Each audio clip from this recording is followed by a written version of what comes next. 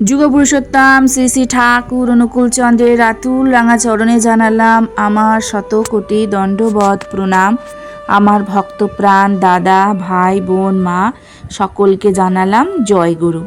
আশা করব ঠাকুরের কৃপায় আপনারা সকলে ভালো আছেন, সুস্থ আছেন, আনন্দে আছেন। আমাদের জীবনে কখনো না কখনো কঠিন সময় আসে, সেটি প্রত্যেকেরই জীবনে কখনো না কখনো আসে। আবার সেই কঠিন সময় থেকে বেরিয়েও আমরা আসি, সেটা আমাদের ভগবানের কৃপায় কিন্তু সম্ভব হয়। তো সেই কোন 7টি সংকেত পেলে আপনারা বুঝবেন ভগবান আপনাদেরকে পথ দেখাচ্ছেন। আমাদের জীবন নদীর মতন, কখনো শান্ত আবার কখনো উত্তাল। আমাদের প্রত্যেকের জীবনেই এমন কিছু সময় আসে যখন চারপাশটা নিস্তব্ধ অন্ধকারে ঢেকে যায়। মনে হয় যেন সমস্ত রাস্তা বন্ধ হয়ে গেছে, আপন মানুষেরা মুখ ফিরিয়ে নিয়েছে এবং একরাশ হতাশা এসে আমাদের গ্রাস করেছে। আমরা বুঝতে পারি না কোন পথে এগোবো, কী সিদ্ধান্ত নেব। এই গভীর অন্ধকারে দাঁড়িয়ে আমরা অনেকেই ঈশ্বরের অস্তিত্ব নিয়ে প্রশ্ন তুলি। ভাবি, ঈশ্বর কি সত্যিই আছেন? তিনি কি আমার কষ্ট দেখতে পাচ্ছেন না? কিন্তু জানেন কি, পরমেশ্বর ভগবান কখনোই তার সন্তানদের একা ছেড়ে দেন না। বিশেষ করে যখন আপনি সবচেয়ে কঠিন সময়ের মধ্যে দিয়ে যাচ্ছেন, তখন তিনি কোনো না কোনোভাবে আপনার পাশেই থাকেন। তিনি হয়তো সশরীরে আপনার সামনে এসে দাঁড়াবেন না, কিন্তু তিনি এমন কিছু সংকেত বা ইশারা পাঠান যার মাধ্যমে তিনি বুঝিয়ে দেন যে ভয় পেও না, আমি তোমার সাথে আছি, আমি তোমাকে পথ দেখাচ্ছি। এবার চলুন সংকেতগুলো জেনে নেওয়া যাক। প্রথম সংকেত, অশান্তির মাঝেও হঠাৎ গভীর প্রশান্তি অনুভব করা। কল্পনা করুন আপনার জীবনে এক প্রবল ঝড় বয়ে যাচ্ছে। পারিবারিক সমস্যা, আর্থিক সংকট বা কর্মক্ষেত্রে চূড়ান্ত অনিশ্চয়তা, সব মিলিয়ে আপনি মানসিকভাবে বিপর্যস্ত। রাতের পর রাত আপনার ঘুম নেই, দুশ্চিন্তায় আপনার মস্তিষ্ক ক্লান্ত। কিন্তু এত বড় বিপদের মধ্যেও কোনো এক সকালে উঠে বা কোনো এক নিস্তব্ধ মুহূর্তে আপনার মনের ভেতর হঠাৎ এক অদ্ভুত গভীর এবং অনাবিল শান্তি নেমে এলো। আপনার মনে হতে লাগলো যাই হয়ে যাক না কেন সব কিছু ঠিক হয়ে যাবে। এই যে বিপদের মুখে দাঁড়িয়েও ভয় না পাওয়া, এই যে অদ্ভুত এক স্থিরতা, এটা কোথা থেকে আসে? এটা কোনো সাধারণ মনস্তাত্ত্বিক ব্যাপার নয়, এটি হলো ভগবানের দেওয়া সবচেয়ে বড় সংকেত। তিনি আপনার অন্তরে প্রবেশ করে আপনার আত্মাকে শান্ত করছেন। তিনি আপনাকে বোঝাচ্ছেন যে এই কঠিন পরিস্থিতি কেবল সময়ের ব্যাপার মাত্র। কুরুক্ষেত্রের ময়দানে যখন অর্জুন বিষাদে ডুবে গিয়েছিলেন, তখন ভগবান এইভাবেই তার মনকে শান্ত করেছিলেন। আপনার ক্ষেত্রেও ঠিক সেই একই কাজটি করছেন। দ্বিতীয় সংকেত, সম্পূর্ণ অপরিচিত মানুষের মাধ্যমে অপ্রত্যাশিত সাহায্য পাওয়া। কঠিন সময়ে অনেক সময় এমন হয় যে যাদের আমরা সবচেয়ে বেশি আপন ভেবেছিলাম, যাদের ওপর চোখ বন্ধ করে ভরসা করেছিলাম, বিপদের দিনে তারাই সবচেয়ে আগে পিছিয়ে যায়। রক্তের সম্পর্কের মানুষ বা কাছের বন্ধুরাও যখন অচেনা আচরণ করে, তখন আমাদের হৃদয় ভেঙে চুরমার হয়ে যায়। মনে হয় পৃথিবীতে আমার আর কেউ নেই। কিন্তু ঠিক সেই চরম অসহায় মুহূর্তে হঠাৎ কোথা থেকে একজন সম্পূর্ণ অপরিচিত মানুষ আপনার জীবনে এসে হাজির হয়।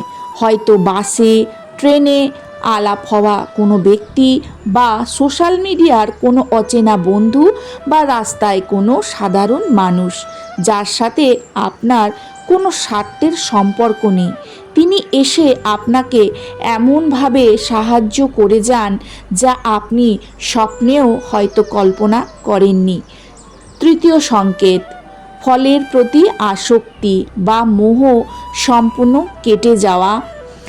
ভগবদ্গীতার একটি অন্যতম শ্রেষ্ঠ শিক্ষাই হল কর্মণ্যেবাধিকারস্তে মা ফলেষু কদাচন, অর্থাৎ কেবল কর্মে তোমার অধিকার আছে, ফলে নয়। আমরা সাধারণ মানুষেরা সারা জীবন শুধু ফলাফলের চিন্তায় অস্থির থাকি। আমি এত কষ্ট করছি, এর ফল কি পাবো? আমি কি সফল হব? এই চিন্তা আমাদের কুরে কুরে খায়। কিন্তু আপনি যদি খেয়াল করে দেখেন যে আপনার জীবনের এই কঠিন সময়ে ফলাফলের প্রতি আপনার আর কোনো মোহ নেই। আপনার মন বলছে, আমি শুধু সততার সাথে আমার কাজটা করে যাব, আমি আমার 100% দেব, তারপর যা হওয়ার হবে। সব ঈশ্বরেরই ইচ্ছা। এই নিষ্কাম কর্মের ভাবনা যদি আপনার মনে জন্ম নেয়, তবে বুঝবেন স্বয়ং ভগবান আপনার চিন্তাধারাকে নিয়ন্ত্রণ করছেন। তিনি আপনার মন থেকে ব্যর্থতার ভয় এবং সাফল্যের অহংকার দুই মুছে দিয়ে আপনাকে সঠিক পথে চালিত করছেন। চতুর্থ সংকেত, সব দরজা বন্ধ মনে হওয়ার পরেও নতুন পথ খুলে যাওয়া। অনেক সময় আমাদের মনে হয় জীবন একটা অন্ধ গলি, আমরা একটা লক্ষ্যের দিকে এগোতে থাকি, কিন্তু হঠাৎ একটা বড় ধাক্কা খেয়ে বুঝতে পারি রাস্তাটা ওখানেই শেষ। মনে হয় জীবনের সমস্ত দরজা যেন মুখের ওপর সশব্দে বন্ধ হয়ে গেল, আর কোনো আশা নেই, আর কোনো সুযোগ নেই। কিন্তু ঠিক সেই মুহূর্তেই চরম হতাশায় যখন আপনি হাল ছেড়ে দিতে বসেছেন, ঠিক তখনই সম্পূর্ণ অপ্রত্যাশিতভাবে একটা নতুন দরজা আপনার সামনে খুলে যায়। ভগবানের ইশারা যা আপনাকে অন্ধকারের বুক চিরে এক নতুন আলোর দিকে নিয়ে যায়। পঞ্চম সংকেত, বারবার কোনো আধ্যাত্মিক প্রতীক বা ভগবানের উপস্থিতি অনুভব করা। আপনি হয়তো গভীর চিন্তায় মগ্ন হয়ে রাস্তা দিয়ে হাঁটছেন, হঠাৎ দেখলেন আপনার পায়ের কাছে একটা সুন্দর ময়ূরের পালক পড়ে আছে, অথবা হয়তো রাতে ঘুমাতে যাওয়ার আগে দূর থেকে ভেসে এলো কোনো বাঁশির মিষ্টি সুর, যার কোনো উৎস আপনি খুঁজে পেলেন না।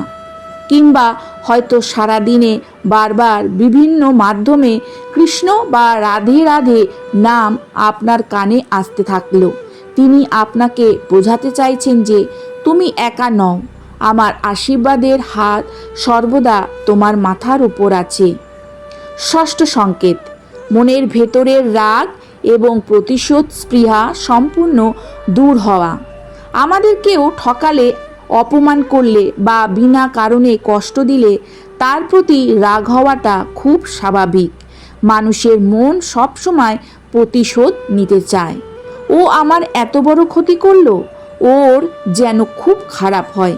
কিন্তু আপনার জীবনের কঠিনতম সময়েও যারা আপনার ক্ষতি করেছে তাদের প্রতি যদি আপনার বিন্দুমাত্র রাগ না হয়, যদি আপনার মনে হয় ওরা যা করেছে ওদের কর্ম, আমি ওদের ক্ষমা করে দিলাম, এই যে বিনা শর্তে কাউকে ক্ষমা করে দেওয়ার অদ্ভুত ক্ষমতা, তিনি আপনার ভেতরে সমস্ত বিষাক্ত উপাদান দূর করে আপনাকে পরম শান্তির পথে নিয়ে যাচ্ছেন।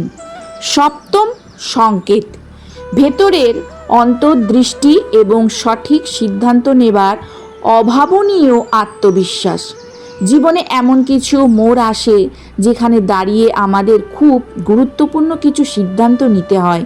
আমরা দ্বিধায় ভুগি, 10 জনকে জিজ্ঞাসা করি, যুক্তির পর যুক্তি সাজাই, কিন্তু কোনো উপসংহারে পৌঁছাতে পারি না। জীবনে যতই বড় ঝড় আসুক কখনো বিশ্বাস হারাবেন না। ভগবানের ওপর ভরসা রাখুন, তিনি ঠিক সময়ে আপনাকে সমস্ত বিপদ থেকে উদ্ধার করবেন। তাহলে যদি কোনো সময় বিপদে পড়েন তাহলে মনের মধ্যে কোনো দুর্বলতাকে স্থান দেবেন না, মনের মধ্যে বিশ্বাস রাখবেন।